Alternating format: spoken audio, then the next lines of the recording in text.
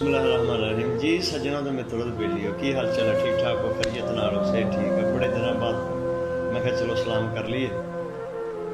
एक गज़ल बाज़ौक लोगों की नज़र करते हैं।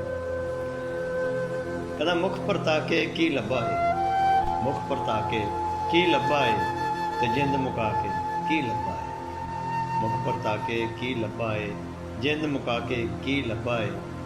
अकले इश्क दे अग दे उत्ते, अकले इश्क दी अग दे उत्ते पानी पा के की लब्बा है, पानी पा के की लब्बा है।